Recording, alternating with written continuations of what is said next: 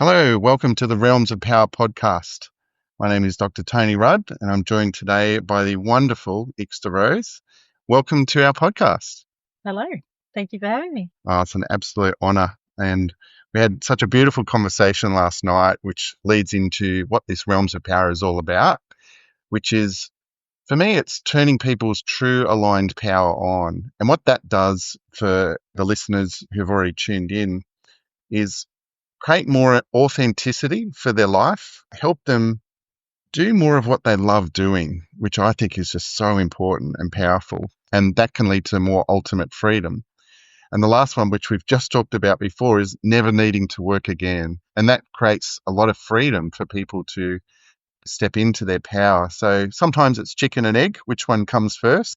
And you've had an amazing journey through your life of me looking at you from a distance, hearing some of your stories.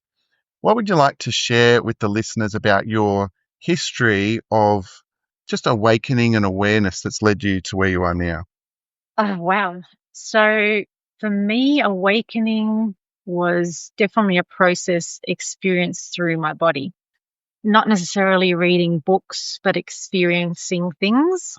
I guess the main thing that threw me in overnight was a challenging sudden illness, or that's what it looked like. But it had its layers, chemical issues and a physical issue, but very much a spiritual journey, and it had to happen. And I see that in retrospect. And for the listeners, what were those symptoms you were having? So that they get a sense of what was going on? So I lost function of my hands and arms overnight in 24 hours. Goodness, when was that? End of 2011. Wow. And I was a medical mystery. And at that stage, I was 35, married, and at no prospect. I mean, you look at your life and it starts disintegrating because you have to kind of rewrite who you are when you can't do anything that you used to do or be. So it was very difficult to be a wife. I no longer could be the worker or the student or not even take care of myself. My mother was helping me comb my hair, brush my teeth, do everything because my hands were not available, to put it that way. And if you think about power, most people that have lost an arm from a broken arm for 6 weeks, the pain, and then there's some people having or facing permanent disability. How was the power you felt in that moment of that loss of function? Well, the opposite, extremely disempowered, extremely disempowered. And it really sent me on one of the deepest learnings was to find worth in myself, even if I couldn't give anything. And that I think is one of the hardest things for any human being, because we have so much unworthiness on so many levels. And we create our character. Our identity is based on who you are, what you're capable of giving, physically most of the time. Yeah. Right? And so my journey was the transition that I was not so much a physical being anymore, or at least, of course, I'm a physical being, but I wasn't in service on a physical level, but that I could be in service on an energetic level and on a spiritual level. I didn't choose that. Obviously, the road led me to doing many of things that's how it evolved, the path that I walked. But yes, it was extremely challenging. And 2.5 years later, came across the first therapy that opened a door and shifted things within 3 weeks. And that was frequency homeopathics, which I had not heard anybody do. And I threw myself, within 3 weeks, I was able to actually move my hands, because my hands were they were like paralyzed, almost in a cramp style motion. And within 3 weeks of detoxifying from that perspective, because you get read, the therapy itself reads the biofield and your own uniqueness. So it's not really reading milligrams or micrograms of anything that you may have. It's actually reading against your own frequency, how much are you being affected? So that most minute amount of in my case, mercury affected me highly. And even though every other test on the market I had already done, there was no alarm bells anywhere. No naturopaths or any alarm bells of any quantity of anything and any toxin that could be the culprit. Yet when I got read from a biofield perspective, read completely different. And when we detoxed like that with frequency homeopathics, that shifted everything. So for the listeners, could you just maybe do a very short description of what frequency healing is? Because I think most people have heard the term detoxify. You know, we have to detoxify from our nutrition or detoxify from our environmental chemicals. But not many people would have really heard, and you probably hadn't at the time, about detoxifying from a frequency perspective. Can you say just a little summary of that? Sure. So you're using frequency, you're reading the frequency of the body by reading the biofield, and then you are not detoxifying the frequency, but you're using the energetic match to what you have to then command it out. So it's frequency talking to frequency, like some rife machines that choose the frequency to counteract something. This, however, is with no machine. And it is reading the biofield of the person, determining it by the strength, the energetic strength that it needs, and then writing that down. Literally, your body decides. For example, I could test this and find 10 different toxins and heavy metals within you, but your body knows your history from day dot, right? So only your body knows in which quantity and strength and intensity to start moving out things, and also which ones to address. It is not for me to determine. It is your body's intelligence that determines and speaks back to me. And I write it down. And this goes back to Dr. Emoto's work, understanding that water holds information, the information that you put into it. So I literally determine this information. I write it down, and then it's as simple as it is, but you put a glass of water on top, and within 3 seconds that has the frequency, because everything that's in writing, if you could see it through a lens that reads frequency, you could see the vibration of it is going out. And so the water absorbs that frequency. You drink that, and you're literally telling each cell to move in whichever way your body determined. Well, that is powerful stuff. And for you, having tried whatever else medical and other things you'd tried to heal yourself, fast forward to now, what has unfolded in your hands and in your life as a result of that initial sort of path and exploring that path in terms of your power? Becoming very aware that we are frequency beings. And one of the things that has come up lately is about how we speak and see food, for example. And unfortunately, we've been sold that a Macca's burger is food, or something else, or hot chips is food. But I think that the parallel shift, the mental shift that needs to be had for people is to, instead of think of food, we need to think of nourishment for our body. And when I say our body, I mean all the bodies that I encompass: my physical, my mental, emotional, and my energetic body in general, my spiritual body. So it is important that when we grab something, to nourish ourselves. Like, you can't, I don't think anybody can consciously grab a plate of hot chips and say, I'm going to nourish my body. You know that you're not. You know that you are, in that moment, you're either satisfying a craving, or you are just filling a hole of feeling hungry. But you know it's not nourishment per se, right? And there's a difference between like the density of foods and the nourishment and lightness of foods. And I love that word because it applies to, like you said, all the different realms of power. You can nourish yourself physically and nutritionally, but you can also nourish yourself in other ways too. Can you say more about that word nourishment and what that means to you? Yeah. So in my journey of becoming so clearing myself so much and working on myself so intensely and intently, the way that I help myself the most is by being very conscious of how I nourish myself in all of the paradigms, in all of the, so for example, the music that I listen to, because it affects my frequency, what I listen to, whether you turn on the TV or not. I don't have a TV. Mm. I choose not to have a TV.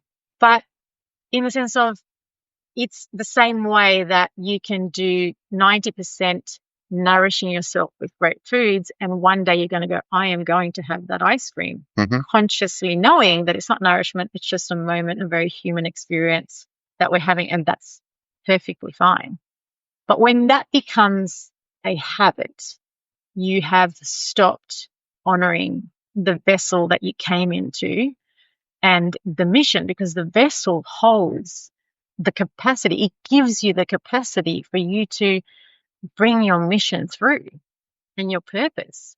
So the frequency, nourishing myself, means having my morning gratitude moment, burning an incense, because the senses are very important for all of us. It is different if you walk into a place and it smells like the garbage needs to be taken out, versus if there's a scent, or maybe not too intense smells, but there's a scent of cleanliness and incense, and it takes you into a more spiritual, personal, internal journey. Well, I'd love to add that when I came to visit you guys last night and walked in the door with my very good friend and met you in your house for the first time, I was in awe. You could see me. I was goosebumpy of just the energy in the room, in the spaces you've created, and the smells. But I could feel it. Like I could really feel the depth of what you were saying, and the practicality of that nourishment of your environment, or nourishment of your energetic field.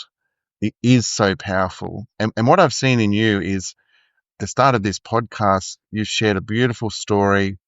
You've shared some of your wisdom. And I know that the power that you have as a woman goes way beyond what you could possibly even share on this podcast.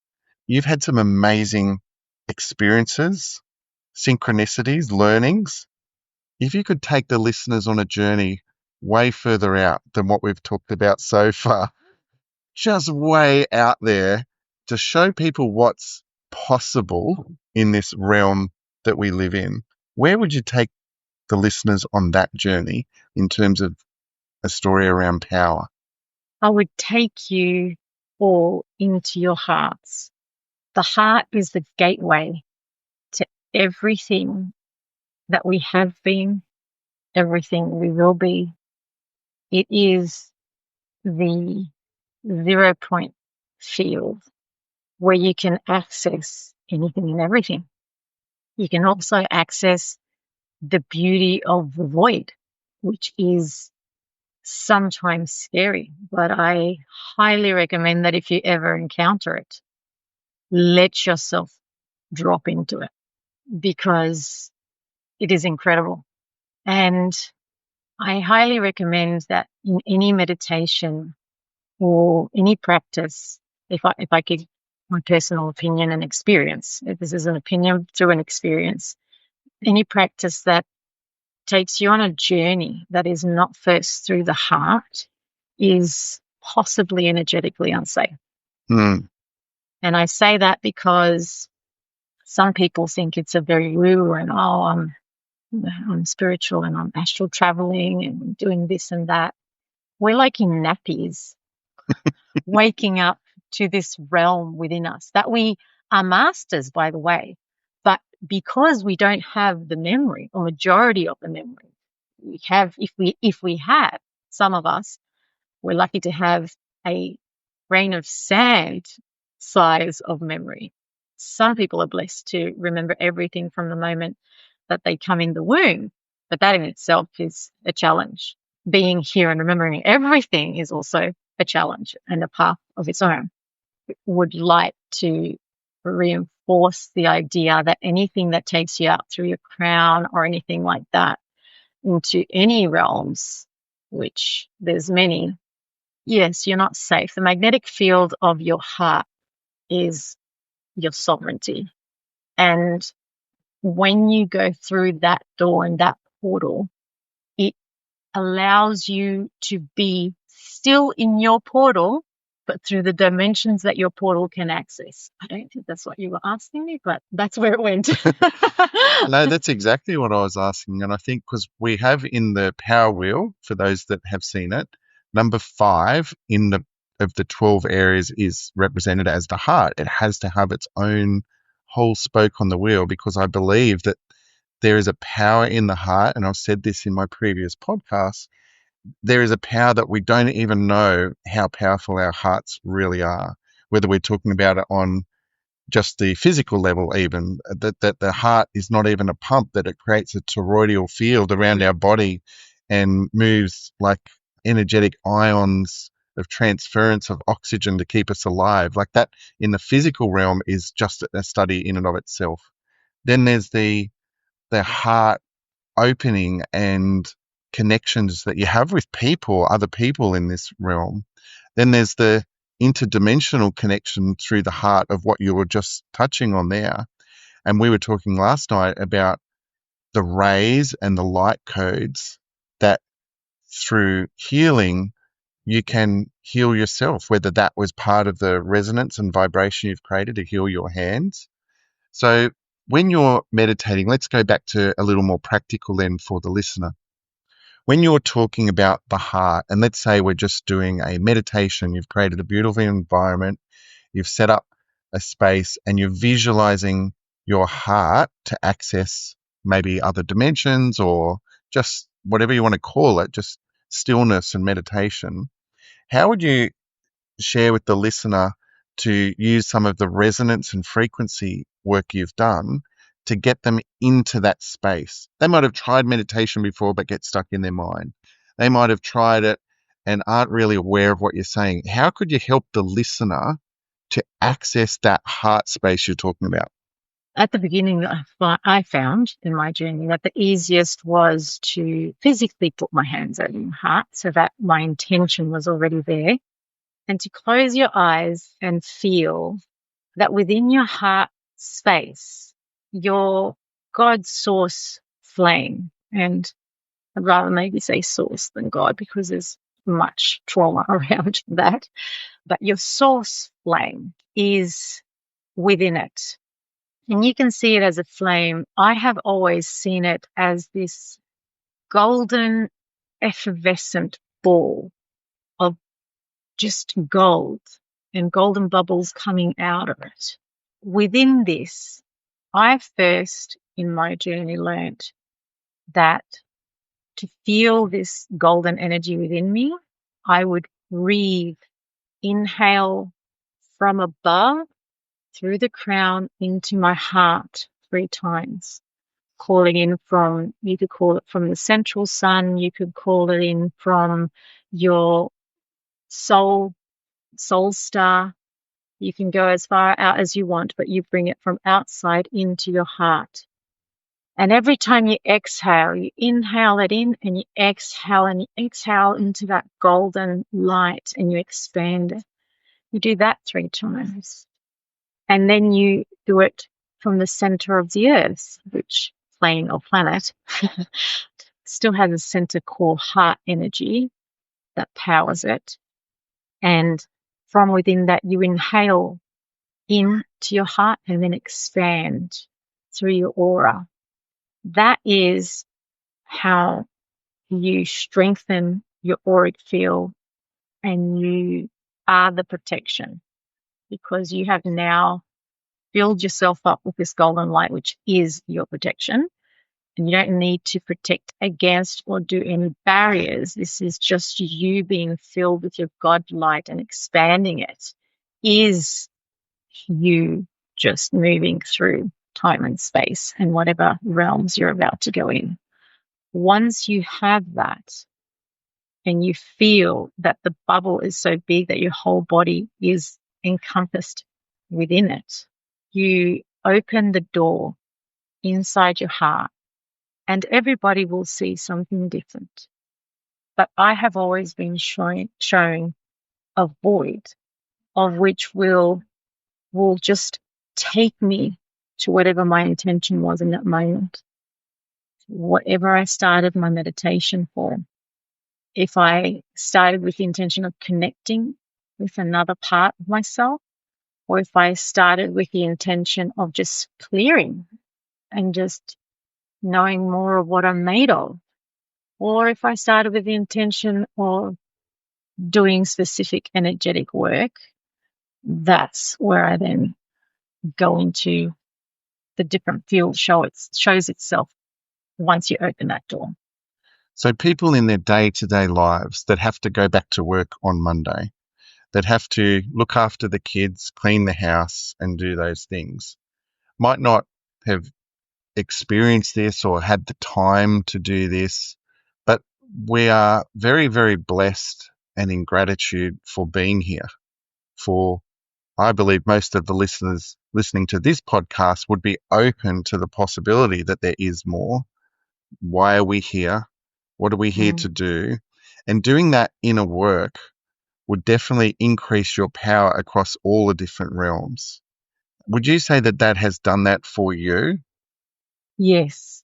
Specifically, two things: anchoring in the heart, but also on a day-to-day basis, which I find that for many probably a lot of the people listening to this podcast, which are empaths, and they can sense other people's energies and feels. We unknowingly carry other people's energy as well. And some of the times that makes our personal life a lot harder to transition through a day when you're carrying attachment energies from other people. You went into the supermarket, doesn't matter, a friend that told you this story and you connected empathically, and then you're carrying these energies. So I would say to start and end the day with a spiral, which is what I taught my partner. And it's the easiest and also probably the most important thing to really know what's yours and what's not, because what's not yours, you can't process. So it's not going to move from your field because it's not yours to start with. So sovereignty is about responsibility and not about feeling sorry for anybody. Doesn't matter if it's your 70-year-old mother's energy, like it happened to me. I had to learn that to honor someone is to give them back their energy, because they are fully capable, as am I. And feeling sorry, unfortunately, is a victim type energy. And then you won't process your energy and they won't process theirs. The most empowering thing, the most powerful thing to do is to give them back what is theirs. Because if you're carrying, and this is what happened to me with my mother once, I was carrying a certain energy for her, but she can't complete her puzzle and resolve the energy without that piece. And so she was staying longer in her pain because I was feeling sorry. And I just had to give it back and go, I can't carry this for you. It's actually not for me. And I truly believe you're capable, even if you're 70. And, my mother didn't do it consciously, but when I consciously gave it back, did my spiral, release everything that wasn't mine, and consciously said, I give back to my mum everything that's hers, within 24 hours, it was all done and dusted for her, that what she was going through. She had resolved and moved through those energies and that trauma and that anger that she was going through. And I just saw it in front of my eyes. It was one of the most powerful things I ever did.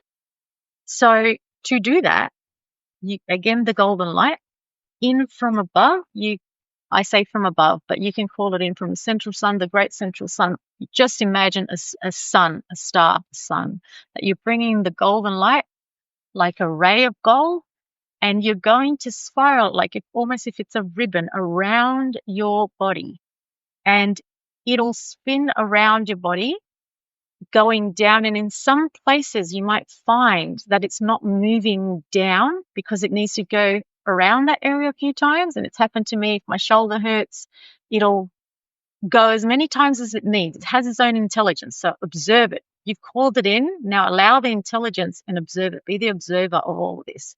The intention is that the golden ray is the Christic consciousness ray. And that is the ray of the energy of oneness. So it honors everything and all. And so the intention of when this ray is going around you down through your auric field and into the earth is of clearing anything that is not mine. I release and send back to sender with love. And it can be just that easy. It doesn't have to be hard, does it? It really doesn't. It's not. You might think, oh, I've got to meditate on a hill for 10 years to get this. No, it can, like you said, just drop away.